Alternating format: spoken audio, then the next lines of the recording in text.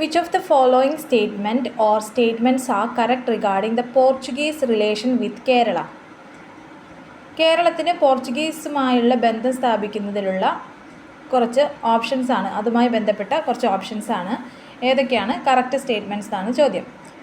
ഒന്നാമത്തത്, Vasco da Gama reached at Kozhikode in May 1498. 1498 Kozhikode May മാസത്തിൽ ആരെത്തി? വാസ്കോ ഡ ഗാമ എത്തിച്ചേർന്നു.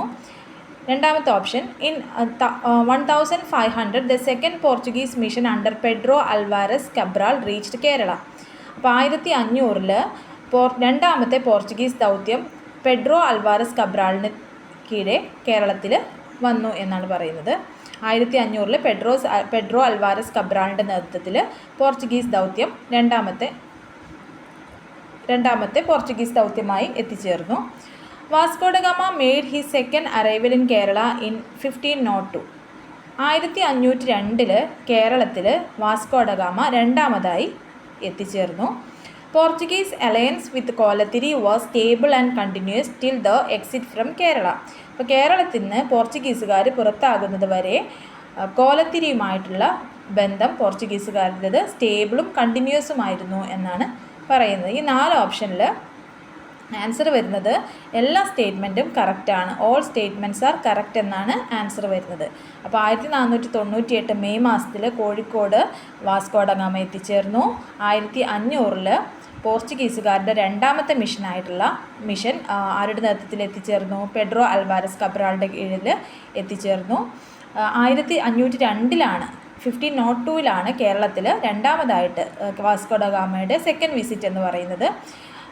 നാലാമത്തെ ഓപ്ഷൻ എന്ന് പറയുന്നത്, പോർച്ചുഗീസുകാർ കോലത്തിരിയുമായി സ്ഥിരമായിട്ടുള്ള ബന്ധം ഉണ്ടായിരുന്നു, കോൺസ്റ്റൻ്റ് ആയിട്ടുള്ള ബന്ധം ഉണ്ടായിരുന്നു എന്നാണ് പറയുന്നത്. രണ്ടാമത്തെ question, which European power was defeated by Marthanda Varma in the battle of Colachel. അപ്പോൾ കൊളച്ചൽ യുദ്ധം നടന്നത് നമുക്ക് എല്ലാവർക്കും അറിയാം, മാർത്താണ്ഡവർമ്മയും ഡച്ചുകാരും തമ്മിലുള്ളതാണ്. ആരൊക്കെ തമ്മിലാണ്? മാർത്താണ്ഡവർമ്മയും ഡച്ചുകാരും തമ്മിലുള്ളതാണ് കൊളച്ചൽ യുദ്ധം നടന്നത്. അടുത്തത്, മാച്ച് ദ ഫോളോയിങ് ആണ്. Hortus Malabaricus, Mamankam Kilippattu, Perumal Thirumozhi, Tuhfatul Mujahideen. Second ഭാഗത്ത് Kadancheri Namboothiri, Sheikh Zainuddin, Hendrik van Rheede, Kulasekhara Alvar. അപ്പോൾ Hortus Malabaricus is related to Hendrik van Rheede ആണ്. ഹെൻറിക് വാൻ റീഡുമായിട്ടാണ് ഹോർത്തുസ് മലബാറിക്കസ് കണക്റ്റ് ആയിട്ടുള്ളത്. Mamankam Kilippattu is related to Kadancheri Namboothiri.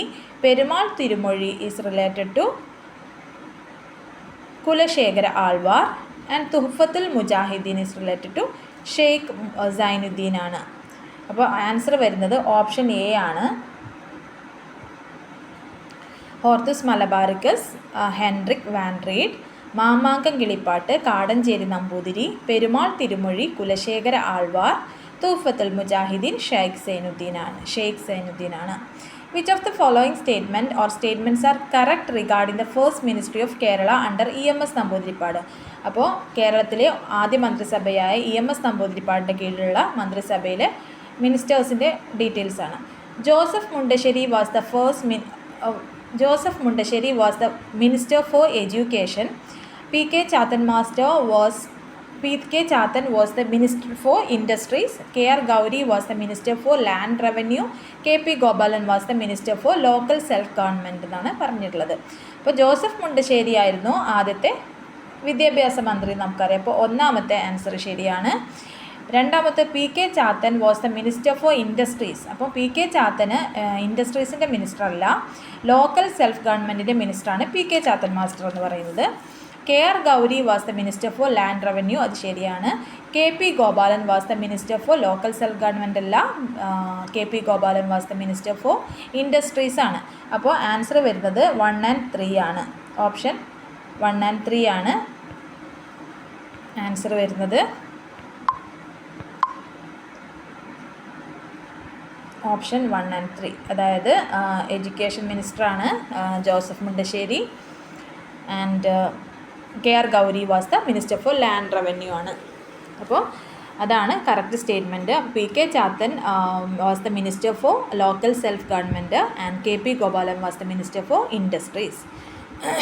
Mansabdari system was introduced by നമ്മുടെ മുഗൾ ചക്രവർത്തിയായിട്ടുള്ള അക്ബറാണ് മാൻസബ്ദാരി സിസ്റ്റം ഇൻട്രൊഡ്യൂസ് ചെയ്തിട്ടുള്ളത്. By which act did the British crown take over the government of India from the East India company? അപ്പോൾ ഏത് act പ്രകാരമാണ് British crown നമ്മുടെ east India കമ്പനിയുടെ അധികാരം ടേക്ക് ഓവർ ചെയ്തതെന്നാണ് ചോദ്യം. അപ്പോൾ ആൻസർ വരുന്നത് ഗവൺമെൻറ് ഓഫ് ഇന്ത്യ ആക്ട് ആണ് അതിൻ്റെ ആൻസർ വരുന്നത്. ഇപ്പോൾ റെഗുലേറ്റിംഗ് ആക്ട് വരുന്നത് 1773 1773 ആണ് റെഗുലേറ്റിംഗ് ആക്ടിൻ്റെ ഇയർ. പിറ്റ്സ് ഇന്ത്യ ആക്ടിൻ്റെ ഇയർ എന്ന് പറയുന്നത് 1784 ആണ്. 1784 ആണ് Pitt's India act. Arrange the following events in chronological order. Rowlatt act, Gandhi Irwin pact, partition of Bengal, Nehru report. നമുക്കറിയാം റൗലറ്റ് ആക്ട് 1919 1919 വരുന്നത്. ഗാന്ധി ഇർവിൻ പാക്ട് വരുന്നത് 1931 ആണ്. Partition of Bengal 1905 1905 and Nehru report 1928 ആണ്. അപ്പോൾ ഇതിൽ ഫസ്റ്റ് വരുന്നത് പാർട്ടീഷൻ ഓഫ് ബംഗാളാണ് 1905. നമ്മുടെ ബംഗാൾ വിഭജനം നടന്ന 1905 കേഴ്സൺ പ്രഭുവിൻ്റെ നേതൃത്വത്തിൽ നിന്നൊക്കെ നമ്മൾ പഠിച്ചിട്ടുണ്ടാവും. അപ്പോൾ 1905 ബംഗാൾ പാർട്ടീഷൻ നടക്കുന്നത്. അപ്പോൾ അതാണ് ഫസ്റ്റ് ഓപ്ഷൻ വരുന്നത്. അപ്പോൾ 3 ഫസ്റ്റ് ആൻഡ് ഓപ്ഷൻ ഡി ആണ് അപ്പോൾ ആൻസർ വരുന്നത്. അപ്പോൾ പാർട്ടീഷൻ ഓഫ് ബംഗാൾ 1905. പിന്നെ രണ്ടാമത്തത് റൗലറ്റ് ആക്ട് ആണ് 1919 1909 ആണ്. 1919 ആണ് 1919 ആൻഡ് മൂന്നാമത്തെ ഓപ്ഷൻ എന്ന് പറയുന്നത് മൂന്നാമത്തേത് പറയുന്നത് നാലാമത്തെ ഓപ്ഷനാണ് നെഹ്റു റിപ്പോർട്ട് 1928 1928 ആണ്. ആൻഡ് ലാസ്റ്റ് വരുന്നത് ഗാന്ധി ഇർവിൻ പാക്ട് 1931 ആണ്. First 1905 partition of Bengal, 1919 Rowlatt act, 1928 Nehru report, Gandhi Irwin pact 1931 വരുന്നത്. അടുത്ത question, who introduce the 20 point program? അപ്പോൾ ഇന്ദിരാഗാന്ധിയാണ് 20 പോയിൻറ്റ് പ്രോഗ്രാം ഇൻട്രൊഡ്യൂസ് ചെയ്തിട്ടുള്ളത്. ഇന്ദിരാഗാന്ധി 5th 5 ഇയർ പ്ലാനിലാണ് 5th 5 ഇയർ പ്ലാനിൻ്റെ സമയത്താണ് ഇന്ദിരാഗാന്ധി 20 പോയിൻറ്റ് ഇൻട്രൊഡ്യൂസ് ചെയ്തിട്ടുള്ളത്. അടുത്ത മാച്ച് ദ ഫോളോയിങ് ആണ്. Stamp act, tennis court oath, bill of rights, treaty of Brest Litovsk, great revolution of England, American revolution, Russian revolution, French revolution. അപ്പോൾ stamp act വരുന്നത് it's related to American revolution, tennis court oath is related to French revolution, bill of rights is related to great revolution of England and treaty of Brest Litovsk, Russian revolution. And stamp act year എന്ന് പറഞ്ഞത് 1765 ആണ്. 1765 stamp act നടക്കുന്നത്. And tennis court oath 20th June 1789 ആണ്. June 20 1789 ആണ്. 1789 ആണ്. Tennis court oath നമ്മുടെ French റവല്യൂഷനുമായി related ആണ്. And bill of rights is related to great revolution of England. Year is 1689 ആണ്. 1689 ആണ്. ആൻഡ് ട്രീറ്റി ഓഫ് ബ്രെസ്റ്റ്-ലിറ്റോവ്സ്ക് എന്ന് പറയുന്നത് റഷ്യൻ റവല്യൂഷനാണ്. 1918 1918 ട്രീറ്റി ഓഫ് ബ്രെസ്റ്റ്-ലിറ്റോവ്സ്ക് റഷ്യൻ റവല്യൂഷനുമായി ബന്ധപ്പെട്ട ഒരു ട്രീറ്റിയാണ്. അപ്പോൾ stamp act 1765, tennis court 1789, bill of rights 1689 and treaty of Brest Litovsk 1918. Stamp act is related to American revolution, tennis court oath is related to French revolution, bill of rights is related to great revolution of England and treaty of Brest Litovsk related to Russian revolution. Which of the following leaders were the signatories of Atlantic Charter? Atlantic ചാർട്ടറിലെ sign ചെയ്ത ആരൊക്കെയാണ്? Franklin D Roosevelt. ഇതിൻ്റെ answer ഉണ്ട്. Stamp act അത് വരുന്നത് option D ആണ്. Which of the following leaders were the signatories of Atlantic Charter? അപ്പോൾ Atlantic ചാർട്ടറിൽ സൈൻ ചെയ്തിട്ടുള്ളത് നമ്മുടെ ഫ്രാങ്ക്ലിൻ ഡി റൂസ്വെൽറ്റും വിൻസ്റ്റൺ ചർച്ചിലുമാണ്. ഫ്രാങ്ക്ലിൻ ഡി റൂസ്വെൽറ്റും വിൻസ്റ്റൺ ചർച്ചിലുമാണ് അറ്റ്ലാന്റിക് ചാർട്ടറിൽ സൈൻ ചെയ്തിട്ടുള്ളത്. അറ്റ്ലാന്റിക് ചാർട്ടർ സൈൻ ചെയ്ത ഇയർ എന്ന് പറയുന്നത് 1941 ആണ്. 1941 ഓഗസ്റ്റ് 14 ഓഗസ്റ്റ് 14 1941. അടുത്ത question, which of the following processes is primarily responsible for the formation of delta? അപ്പോൾ ഡെൽറ്റ ഫോർമേഷനുള്ള പ്രൈമർലി റെസ്പോൺസിബിൾ ആയിട്ടുള്ള ഏത് പ്രോസസ്സാണെന്നാണ് ചോദ്യം. അപ്പോൾ അതിൻ്റെ ആൻസർ വരുന്നത് റിവർ ഡെപ്പോസിഷനാണ്. റിവർ ഡെപ്പോസിഷനാണ് ഡെൽറ്റ ഫോർമേഷൻ്റെ പ്രൈമറി കാരണം എന്ന് പറയുന്നത്. റിവർ ഡെപ്പോസിഷനിലൂടെയാണ് ഡെൽറ്റ ഫോം ചെയ്യുന്നത്. What does the contour interval on a topographic map represent? ഒരു ടോപ്പോഗ്രഫിക്കൽ മാപ്പിൽ കോണ്ടൂർ ഇൻ്റർവെൽ എന്നതുകൊണ്ട് എന്താണ് ഉദ്ദേശിക്കുന്നത് എന്നാണ് ചോദ്യം.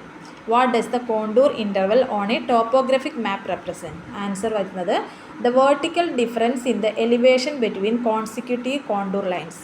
The vertical difference in the option B ആണ് the vertical difference in the elevation between consecutive contour lines എന്നാണ് ഉത്തരം. The vertical difference in the elevation between consecutive contour lines. In which region of India are tropical thorn forest predominantly found?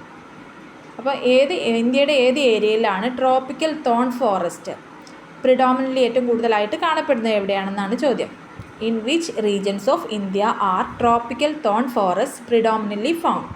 അപ്പോൾ answer വരുന്നത് semi arid areas of Rajasthan, Gujarat and Haryana എന്നാണ് answer. Semi arid areas of Rajasthan, Gujarat and Haryana എന്നാണ് answer വരുന്നത്. അവിടെയാണ് tropical thorn forest predominantly ആയിട്ട് കാണപ്പെടുന്നത്. The silent valley national park in Kerala is renowned for conserving which type of forest ecosystem ആണ് ചോദ്യം. Silent valley national park in Kerala is renowned for conserving which type of forest ecosystem? അപ്പോൾ silent valley national പാർക്കിൻ്റെ എന്തിനാണ് famous ആയിരിക്കുന്നത്, ഏത് തരത്തിലുള്ള എക്കോസിസ്റ്റത്തിനാണ് famous ആണെന്നാണ് ചോദ്യം. അപ്പോൾ ആൻസർ വരുന്നത് ട്രോപ്പിക്കൽ റെയിൻ ഫോറസ്റ്റ് ആണ്. Tropical rain forest, tropical rain forest എന്നാണ് ആൻസർ വരുന്നത്.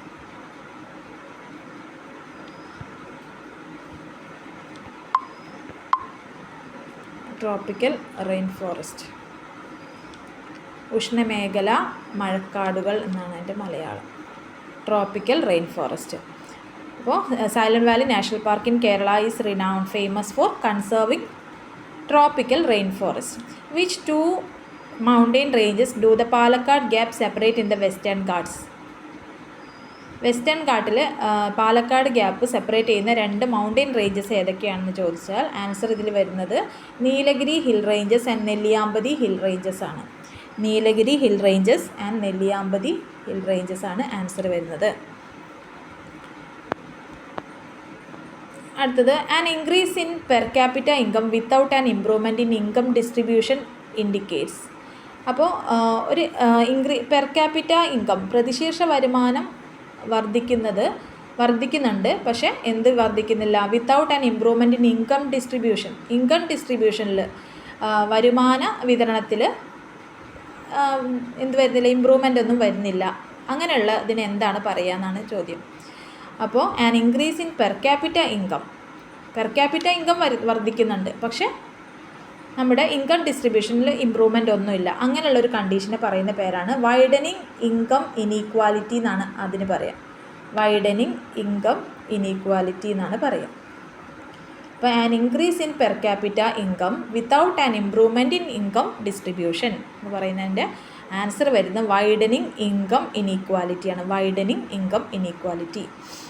The RBI's decision to reduce cash reserve ratio primarily aims at RBIയുടെ decision to reduce the cash reserve ratio CRR കുറയ്ക്കാനുള്ള RBIയുടെ തീരുമാനം പ്രൈമർലി എയിം ചെയ്തിരിക്കുന്ന എന്തിനാണെന്ന് ചോദിച്ചാൽ increasing liquidity increase ചെയ്യാൻ വേണ്ടിയിട്ടാണ് RBI CRR റെഡ്യൂസ് ചെയ്യാനായിട്ട് തീരുമാനിക്കുന്നത്. ഇൻക്രീസിങ് ലിക്വിഡിറ്റി കൂട്ടാൻ വേണ്ടിയിട്ടാണ്, വർദ്ധിപ്പിക്കാൻ വേണ്ടിയിട്ടാണ്.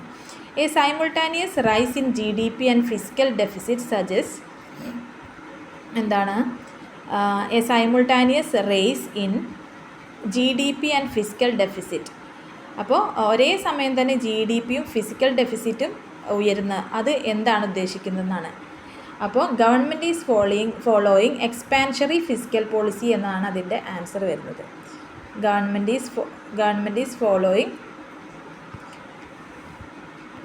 ഈസ് ഫോളോയിങ് എക്സ്പാൻഷനറി ഫിസിക്കൽ പോളിസിയാണ്. Government is following expansionary fiscal policy എന്നാണ് അതിൻ്റെ ആൻസർ വരുന്നത്. അപ്പോൾ ഒരേ സമയം തന്നെ GDPയും ഫിസ്ക്കൽ ഡെഫിസിറ്റും ഉയരുക എന്നതുകൊണ്ട് ഉദ്ദേശിക്കുന്നത് ഗവൺമെൻറ് ഫോളോ ചെയ്യുന്നത് എക്സ്പാൻഷനറി ഫിസ്ക്കൽ പോളിസിയാണെന്നാണ് പറയുന്നത്. എക്സ്പാൻഷനറി ഫിസ്ക്കൽ പോളിസി ഫോളോ ചെയ്യുന്ന ഗവൺമെൻറ് ആകുമ്പോഴാണ് ഈ simultaneous rice in GDP and fiscal deficit വരുന്നത്. Which among the following is the best measure to evaluate the welfare impact of economic growth? അപ്പോൾ ഇതിലേതാണ് welfare impact of economic ഗ്രോത്തിൻ്റെ welfare ഇമ്പാക്റ്റിനെ evaluate ചെയ്യാൻ വേണ്ടിയിട്ട് കാണിക്കുന്ന മെഷർമെൻറ്റ് ഏതാണെന്നാണ് ചോദ്യം. അപ്പോൾ ആൻസർ വരുന്നത് HDI ആണ്. HDI എന്ന് പറഞ്ഞാൽ ഹ്യൂമൻ ഡെവലപ്മെൻറ്റ് ഇൻഡെക്സ് ആണ് best measurement to evaluate the welfare impact of economic growth കാണിക്കുന്നത്. ഹ്യൂമൻ ഡെവലപ്മെൻറ്റ് ഇൻഡെക്സ് ആണ്. നോമിനൽ GDP ഉണ്ട്, റിയൽ GDP ഉണ്ട്, PCI എന്ന് പെർ ക്യാപിറ്റ ഇൻകത്തിൻ്റെ ഷോർട്ടാണ് PCI. ഇവിടെ HDI ഹ്യൂമൻ ഡെവലപ്മെൻറ്റ് ഇൻഡെക്സിൻ്റെ ഷോർട്ടാണ്. അപ്പോൾ ഇതാണ് ഇവിടെ ആൻസർ വരുന്നത്. നെക്സ്റ്റ് നീതി ആയോഗ് അസേർഷനാണ്. NITI Aayog emphasises bottom up planning. Reason it has constitutional authority to allocate financial resources to states. അപ്പോൾ നമുക്കറിയാം നീതി ആയോഗ് ഫണ്ടൊന്നും പ്രൊവൈഡ് ചെയ്യുന്നില്ല. അപ്പോൾ അത് സെക്കൻഡ് തെറ്റാണ്. സോ ഫസ്റ്റ് മാത്രമേ ശരിയായിട്ടുള്ളൂ. അപ്പോൾ C ആണ് ആൻസർ വരുന്നത്. A is true but R is false എന്ന്. NITI Aayog emphasises bottom up planning കറക്റ്റാണ്. But it has not allocate any financial resources to states. അപ്പോൾ C ആണ് answer. A is true but R is false. Who administrates the oath of office to the president. അപ്പോൾ നമ്മുടെ പ്രസിഡൻറ്റിന് സത്യവാചകം ചൊല്ലിക്കൊടുക്കുന്നത് ആരാണ്? Chief justice of India. ഇന്ത്യയുടെ chief ജസ്റ്റിസാണ് പ്രസിഡൻറ്റിന് ഓത്ത് കൊടുക്കുന്നത്. Who is the first chairperson of Lokpal. ലോക്പാലിലെ ഫസ്റ്റ് ചെയർപേഴ്സൺ ജസ്റ്റിസ് പിനാക്കി ചന്ദ്രഘോഷാണ്. In which year the right to information act was passed in India? 2005 ആണ് റൈറ്റ് ടു ഇൻഫർമേഷൻ ആക്ട് ഇന്ത്യയിൽ പാസ്സാക്കിയത്. The power of supreme court of India to decide dispute between the union and the state false. അത് deleted question ആണ്, അത് വേണ്ട. If a panchayat is dissolved the elections are to be held within a period of. ഒരു panchayat dissolve ചെയ്താൽ election എത്ര സമയത്തിനുള്ളിൽ നടത്തണം എന്ന് ചോദിച്ചാൽ അത് 6 മന്താണ് ആൻസർ വരുന്നത്. 6 മന്തിനുള്ളിലാണ് നടത്തേണ്ടത്.